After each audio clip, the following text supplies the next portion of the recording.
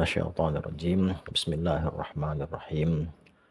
Alhamdulillahirabbil alamin. Wassalatu wassalamu ala asyrafil anbiya'i wal mursalin nabiyina Muhammadin wa ala alihi wa ashabihi ajmain, amma ba'd. Selanjutnya kita sampai kepada pembahasan tentang hukum mabit di Mina. Hukmul mabit di Mina. Sebagaimana sudah disampaikan sebelumnya, bahwa ketika jamaah haji sudah sampai di Mina dalam rangka melaksanakan rangkaian haji, maka aktivitasnya dua, yaitu melontar jumroh, kemudian mabit. Nah, mabit atau menginap di Mina pada malam tanggal 8 Zulhijjah adalah sunnah dengan kesepakatan semua fuqaha. Akan tetapi ada dua pendapat di kalangan mereka mengenai mabit di Mina pada malam-malam tasyrik. Yang satu mengatakan bahwa itu sunnah dan yang satu lagi mengatakan itu wajib. Jadi untuk menginap di Mina itu ada pada tanggal 8, artinya sebelum ya jamaah itu sampai di Arafah, kemudian menginap di Mina setelah pelaksanaan wukuf di Arafah, yaitu pada tanggal 11, 12 sampai dengan 13 atau malam-malam tasyrik. Untuk mabit pada tanggal 8 Zulhijjah semuanya sepakat hukumnya adalah sunnah. Ini juga dikenal dengan hari tarwiyah ya. Jadi sebelum jamaah itu sampai di Arafah ya, atau pada saat jamaah itu bertolak dari hotel atau penginapan, mereka tidak langsung menuju ke Arafah, tetapi mereka menuju ke Mina dulu dan menginap di sana, yaitu pada tanggal 8 itu, malam tanggal 9 itu ya, hingga besok tanggal 9 itu mereka baru bertolak menuju ke Arafah. Nah, ini untuk mabit pada tanggal 8 ini semuanya sepakat, hukumnya adalah sunnah. Tetapi untuk malam-malam tasyrik, maka ada dua pandangan. Ada yang mengatakan sunnah, ada yang mengatakan wajib. Nah, untuk fokus kita pada pembahasan ini yaitu untuk mabit pada malam-malam tasyrik, gitu ya. Karena ini malam-malam tasyrik ini adalah bagian dari rangkaian ibadah. Maka ada yang berpandangan bahwa mabit itu wajib, kemudian ada yang mengatakan bahwa hanya sunnah saja, gitu ya.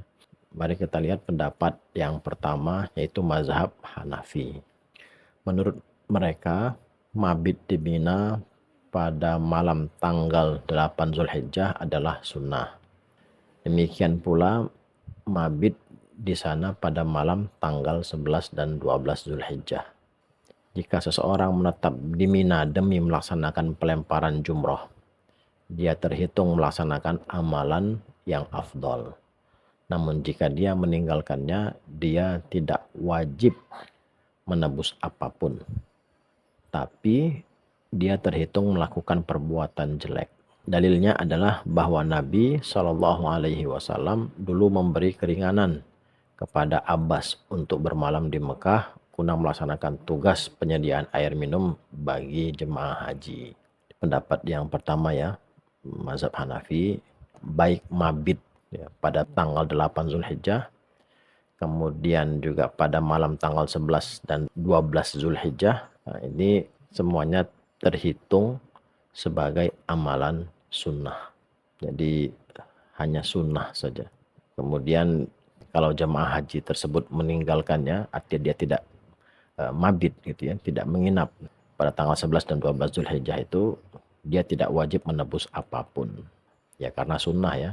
Kalau sunnah itu kan dilakukan berpahala, ditinggalkan ya tidak berpahala, gitu aja, tidak memperoleh pahala. Tapi kalau seseorang itu dia mabit, kemudian mabit itu untuk demi melaksanakan pelemparan jumroh, maka orang tersebut terhitung melaksanakan amalan yang afdol. Ini just lebih baik ya. Kalau lebih baik lagi mabit walaupun itu sunnah gitu. Tapi kalaupun dia tidak mabit, tidak mengapa, tidak ada yang perlu ditebus, tapi dia terhitung melakukan perbuatan jelek. Kenapa boleh meninggalkan mabit di Mina? Dalilnya adalah bahwa Nabi SAW dulu memberikan keringanan kepada Abbas untuk bermalam di Mekah guna melaksanakan tugas penyediaan air minum bagi jamaah haji. Ini dalilnya ya. Ya, ini pendapat pertama mazhab Hanafi.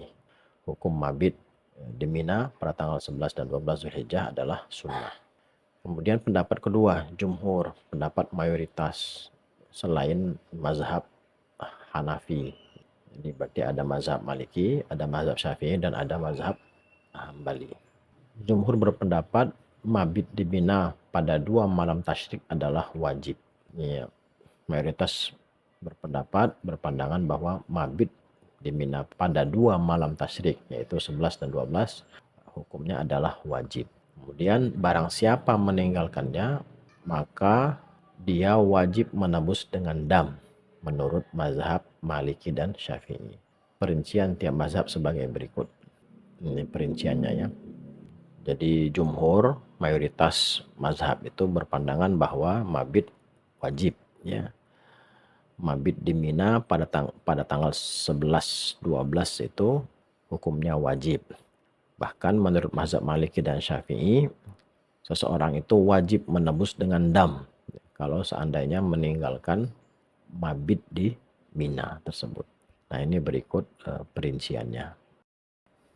Menurut mazhab Maliki, mabit pada malam tanggal 11 dan 12 adalah wajib.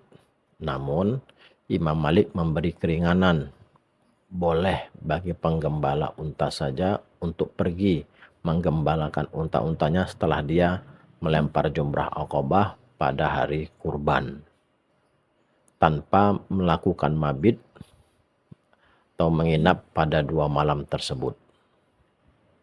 Dia harus datang pada hari ketiga dari hari-hari kurban, lalu melempar jumrah untuk 2 hari. Hari kedua yang tidak dilaksanakannya ketika dia menggembala, dan hari ketiga yang dihadirinya. Selanjutnya, jika mau, dia boleh menetap untuk melakukan lemparan hari ketiga. Imam Malik juga memberi keringanan bagi petugas penyedia air minum untuk meninggalkan mabit saja. Jadi dia harus datang pada siang hari untuk melempar, lalu dia boleh pergi karena petugas penyedia air minum menimba air dari sumur Zam-Zam pada malam hari, lalu menampungnya di bak-bak besar. Ini Imam Maliki ya. Hukumnya wajib untuk mabit di Mina pada malam tanggal 11 dan 12. Tetapi Imam Malik memberikan keringanan, boleh tidak mabit, yaitu bagi pengembala unta, kemudian juga buat petugas penyedia air minum. Ini mereka boleh untuk tidak mabit di Mina.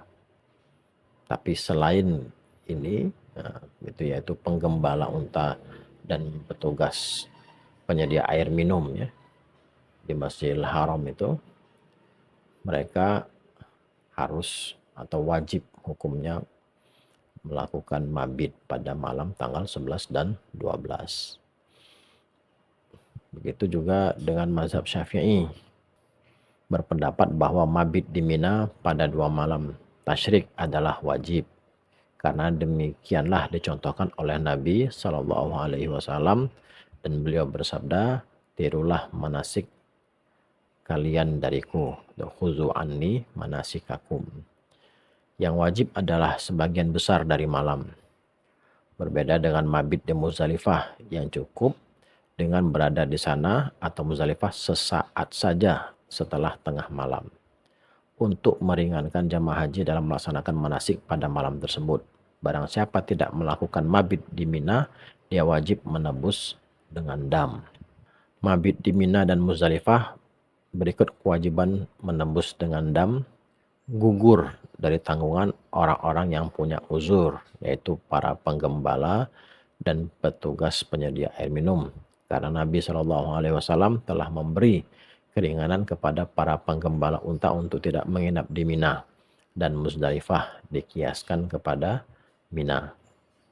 Nabi Shallallahu Alaihi Wasallam juga memberi keringanan kepada Abbas untuk bermalam di Mekah pada malam-malam Mina karena dia mesti menyediakan air minum bagi jamaah haji sebagaimana diriwayatkan oleh Bukhari dan Muslim. Mabit di Mina dan Muzdalifah juga gugur dari tanggungan orang yang punya uzur lain, seperti orang yang khawatir hartanya akan hilang jika dia melakukan mabit, khawatir membahayakan dirinya atau hartanya, dia sakit sehingga perlu dirawat, atau dia menderita penyakit yang tidak memungkinkannya untuk mabit dan sebagainya. Mabit di Muzdalifah gugur bagi orang yang telah tiba di Arafah pada malam Id. Lalu dia melakukan wukuf sehingga tidak bisa melakukan mabit di Muzdalifah. Yang diperintahkan untuk mabit hanyalah orang-orang yang tidak sedang menjalani nusuk. Ini mazhab Syafi'i juga menghukumi bahwa mabit di Mina pada 2 malam tasyrik hukumnya adalah wajib. Dalilnya jelas tadi ya, bahwa Nabi bersabda, khuzu anni manasikakum, tirulah manasik kalian dariku. Nah, kemudian teknisnya juga disampaikan di sini bahwa untuk mabit di Mina itu jamaah haji itu harus berada di Mina atau harus menginap setidaknya sebagian besar dari malam. Artinya kalau malam itu dibagi menjadi 3, maka setidaknya 2/3 malam itu wajib jamaah haji itu menginap di Mina. Berbeda dengan di Muzdalifah. Kalau di Muzdalifah itu setelah melewati tengah malam sesaat saja, maka sudah boleh jamaah haji tersebut meninggalkan Muzdalifah. Kenapa di Muzdalifah boleh tengah malam lewat sesaat gitu ya? Karena tujuannya untuk meringankan jamaah haji dalam melaksanakan manasik haji pada malam tersebut gitu ya. Tapi orang-orang yang punya uzur, apabila mereka meninggalkan mabit di Mina, kemudian meninggalkan mabit di Muzdalifah, maka mereka itu tidak ada kewajiban untuk menebusnya dengan dam. Siapa saja itu ya, mereka yang dianggap mempunyai uzur sehingga boleh meninggalkan mabit, yaitu para penggembala, kemudian para petugas penyedia air. Termasuk juga yang uzur itu ya seperti orang yang khawatir hartanya akan hilang kalau dia mabit, atau misalnya orang yang sakit harus dirawat gitu ya, atau juga kalau khawatir terhadap dirinya kalau dia mabit. Maka orang seperti ini dianggap mempunyai uzur sehingga boleh tidak melakukan mabit di Mina atau di Muzdalifah. Sementara untuk Muzdalifah sendiri ya ini sudah kita bahas ya, mabit di Muzdalifah.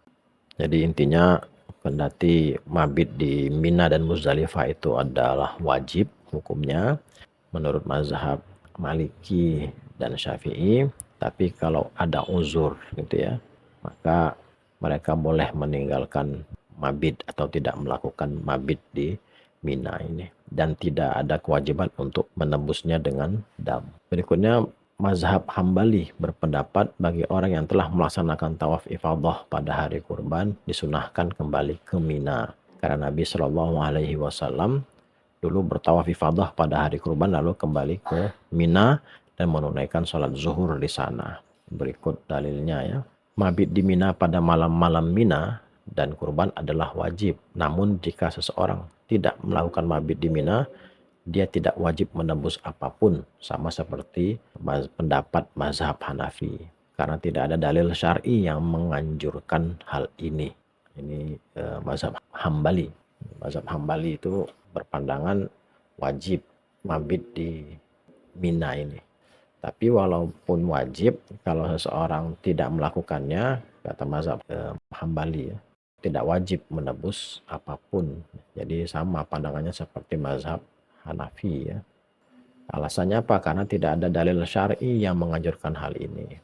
Tetapi ada riwayat pula dari Ahmad bahwa wajib menebus dengan dam jika tidak mabit di Mina pada ketiga malam tersebut. Dengan dalil perkataan Ibnu Abbas, barang siapa meninggalkan sesuatu dari nusuknya secara sengaja atau dia lupa melakukannya, maka hendaknya dia menebus dengan dam atau menyembelih seekor hewan kurban.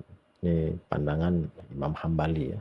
walaupun Imam Hambali berpandangan kalau seseorang itu dia tidak melakukan mabit di Mina, tidak wajib menebus, ya, menebus dengan dam, tapi pada saat yang bersamaan juga mazhab ini mengutip, ya, atau merujuk perkataan Ibnu Abbas bahwa siapa yang meninggalkan sesuatu dari nusuknya, baik sengaja atau karena lupa, maka hendaknya dia menebus dam. Jadi dalil ini adalah perkataan Ibnu Abbas, gitu ya. Tapi menurut mazhab ini secara tegas, gitu ya, itu tidak ada dalilnya, gitu. Jadi makanya mereka sampaikan di sini tidak ada dalil syar'i yang menganjurkan hal ini, atau seperti perintah kalau seandainya tidak melakukan mabit harus menebus dam.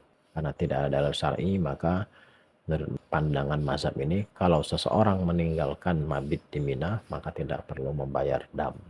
Baik, ini yang berkaitan dengan mabit di Mina.